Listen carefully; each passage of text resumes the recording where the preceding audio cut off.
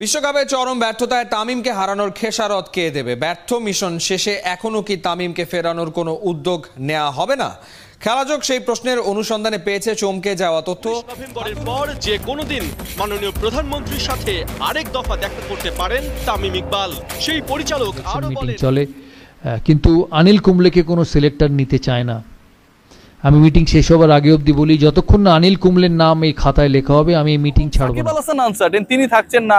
নাজমুল শান্ত captaincy করতে পারেন।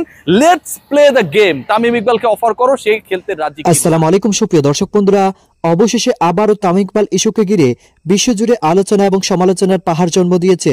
দর্শক বন্ধুরা, যে তামিম ইকবালকে বিশ্বকাপের আগে কোচ চান্দিকা হাথুরুসিংহে বাদ দিয়েছিল, অথচ সেই তামিম ইকবালকে বিশ্বকাপের মাঝে নেওয়ার জন্য নানা চেষ্টা করেছিল কোচ চান্দিকা হাথুরুসিংহে।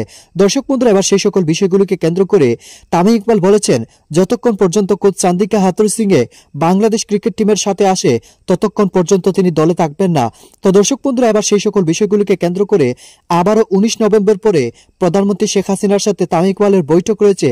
আর সেই সকল বিষয়গুলোকে কেন্দ্র করে এবার বেশ কিছু তথ্য বেরিয়ে আসলো।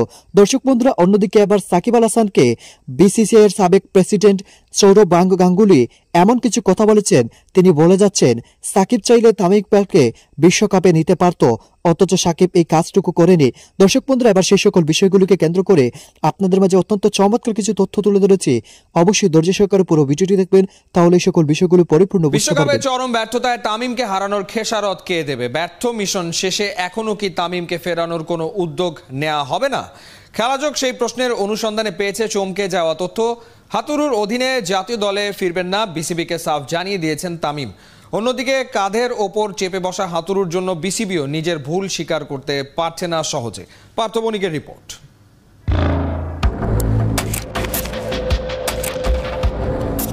আয়নাতে ওই মুখ দেখবে যখন, কপলের কালো তিল পড়বে চোখে। সত্যি কি আয়নাতে নিজের আসল রূপটা দেখা যায়?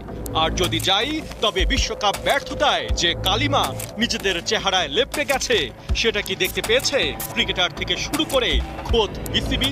আমার কথা হচ্ছে, সত্যি আমি কিচ্ছু জানি না। জানতে তো হবেই, সত্য উন্মোচনের যে এখনো অনেকটা বাকি। বিশ্বকাপ জুড়ে না থেকেও আলোচনায় ছিলেন তামিম ইকবাল। দলের ব্যাটিং ব্যর্থতায় প্রতি ম্যাচেই জোরালো হয়ে উঠেছিল একটা প্রশ্ন, তামিমকে ফেরাতে কি উদ্যোগ নিচ্ছে ক্রিকেট বোর্ড? এই প্রশ্নের উত্তর খুঁজতে গিয়ে খেলাযোগের হাতে এসেছে এমন প্রমাণ, যাতে মিলেছে চমকপ্রদ দুটা উত্তর। হ্যাঁ, উদ্যোগ নেওয়া হয়েছে, আবার না, নেওয়া হয়নি। ঘটনার শুরু ঠিক এক সপ্তাহ আগে। আরো স্পষ্ট করে বললে, দিল্লিতে বাংলাদেশ শ্রীলঙ্কা ম্যাচের আগের দিন 5 নভেম্বর। ওয়ালটন ফ্রিজ কিনে পেতে পারেন 200% পর্যন্ত ক্যাশ ভাউচার। ঢাকায় সেদিন তামিমকে জরুরি তলব করে আনেন বিসিবির এক প্রভাবশালী পরিচালক। গুলশান বনানীতে সেই পরিচালকের অফিসে প্রায় 1 থেকে 1.5 ঘন্টা চলে মিটিং। কথার ফাঁকে তামিমের ইনজুরি আর মানসিক অবস্থার খোঁজ নেওয়া হয়। ইনিয়ে বিনিয়ে জানার চেষ্টা করা হয় জাতীয় দলে ফিরতে তিনি কতটা প্রস্তুত। ওই মুহূর্তে তামিম কোনো সুস্পষ্ট জবাব দেননি। তামিমের শুভাকাঙ্ক্ষী ওই পরিচালক খেলাযোগকে জানিয়েছেন, 19 নভেম্বরের পর যে কোনো দিন মাননীয় প্রধানমন্ত্রীর সাথে আরেক দফা দেখা করতে পারেন তামিম ইকবাল। সেই পরিচালক আরো বলেন, এ যাবৎ তামিমের সাথে যা যা হয়েছে সবই তামিম প্রধানমন্ত্রীকে ওভার ফোনে জানিয়েছেন। এমনকি ওই বোর্ড পরিচালককে তামিম জানিয়ে দেন, মাননীয় প্রধানমন্ত্রী তাকে যে নির্দেশ দিবেন সেটাই তিনি পালন করবেন। ভেতরের খবর, ওই মিটিংয়ে তামিম স্পষ্ট করেন, হাথুরুসিংহের উপস্থিতিতে তিনি আর দলে ফিরবেন না। কারণ হাথুরুসিংহে তামিমের জন্য যেমন, বাংলাদেশ দলের জন্য তেমনই এক ক্ষতিকারক ব্যক্তি।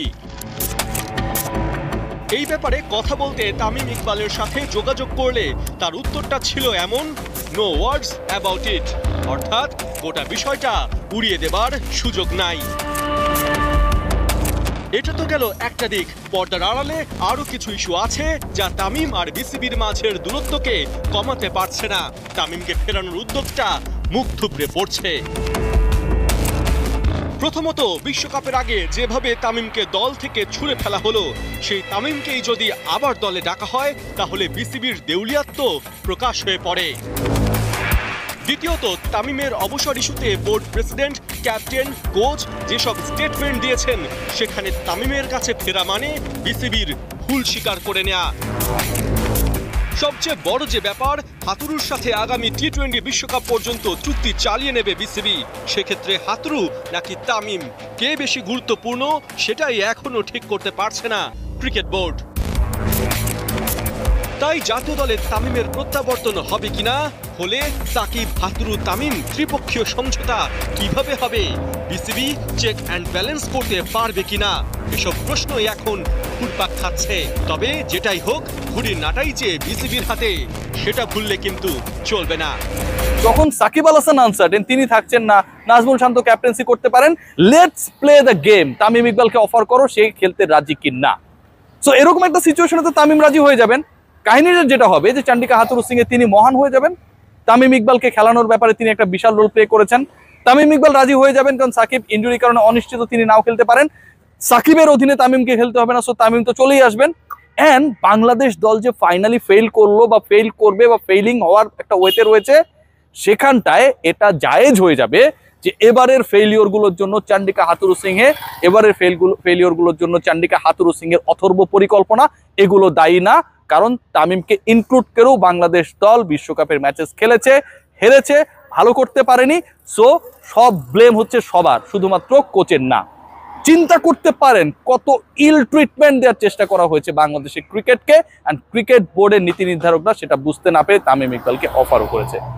Right, Bangla link present Riasad Azim আপনাদের সাথে রয়েছি। বিশ্বকাপ চলছে, বিশ্বকাপের ম্যাচেসগুলো বাংলা লিংকে মাত্র 96 টাকায় মাইবেল আপার ট্রফিতে দেখার দারুণ সুযোগ, সেই সাথে 5 GB internet free. Let's discuss about the main issue. It's a burning issue, and এই বার্নিং ইস্যুটা আসলে ক্রিয়েট হওয়ার পেছনে, এই বার্নিং ইস্যুটা আসলে যেভাবে ক্রিয়েট হয়েছে, এটাকে যেভাবে ডেভেলপ করা হয়েছে, সেই ব্যাপারে এক্সক্লুসিভ আলোচনাটা করতে চাই with my viewers in my Facebook and YouTube channel.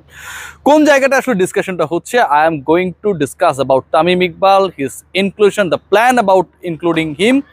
Bangladesh national টিমের যখন মাত্র 2টা ম্যাচ বিশ্বকাপে বাকি ছিল, যেই 2 ম্যাচে বাংলাদেশ খেলেছিল 2 প্রতিপক্ষের বিপক্ষে, একটা হচ্ছে শ্রীলঙ্কা অ্যান্ড দেন অস্ট্রেলিয়ার বিপক্ষে দিল্লি অ্যান্ড পুনেতে। তার আগে পরিকল্পনা করা হয়, তার আগে প্ল্যান করা হয় যে কোনোভাবে তামিম ইকবালকে ন্যাশনাল টিমের স্কোয়াডে ইনক্লুড করা যায় কি না।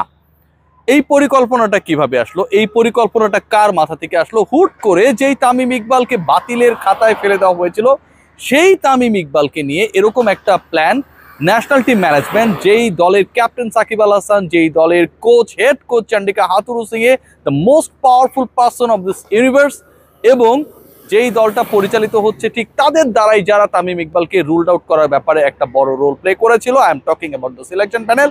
মিনাজুল আবেদিন নান্নু অ্যান্ড হাবিবুল বাশার সুমন বিশ্বকাপে অ্যাক্টিভলি ছিলেন। নান্নু একটা সময়ে প্রথম পার্টটায় ছিলেন, পরবর্তীতে নান্নু ধর্মশালা পাট্টায় বেসিক্যালি ছিলেন, সেখান থেকে শুরু করে তিনি কলকাতার আগে চলে যান, কলকাতার পর থেকে হাবিবুল বাশার সুমন হি বিকামস দ্য। তো দর্শক বন্ধুরা, আপনারা হয়তো পুরো ভিডিওটি দেখে এবং এই সকল আলোচনাগুলো শুনে অবশ্যই বুঝতে পেরেছেন, অবশেষে বাংলাদেশের ক্রিকেটারদেরকে কেন্দ্র করে বিশ্বজুড়ে ব্যাপক আলোচনা এবং সমালোচনার জন্ম দিয়েছে। কারণ এই কোচ চান্দিকা হাথুরু সিং এ বাংলাদেশ ক্রিকেট টিমের সাথে অন্তর্ভুক্ত হওয়ার পর থেকে সিনিয়র ক্রিকেটারদেরকে একের পর এক অপমান করে যাচ্ছে। এই সেই অপমানকে ঘিরে বিশ্বজুড়ে আলোচনা এবং সমালোচনার পাহাড় জন্ম দিয়েছে। তো দর্শক বন্ধুরা, তাহলে কি শেষ পর্যন্ত কোচ চান্দিকা হাথুরু সিংকে বিদায় করে তামিম ইকবাল দলে অন্তর্ভুক্ত হবেন? তো দর্শক বন্ধুরা, আপনারা পুরো ভিডিওটি দেখে এবং এই সকল আলোচনাগুলো শুনে আপনাদের কাছে কি মনে হচ্ছে অবশ্যই কমেন্ট করে জানিয়ে দিবেন। তো দর্শক বন্ধুরা, ভালো থাকুন, সুস্থ থাকুন, আল্লাহ হাফিজ, আসসালামু আলাইকুম।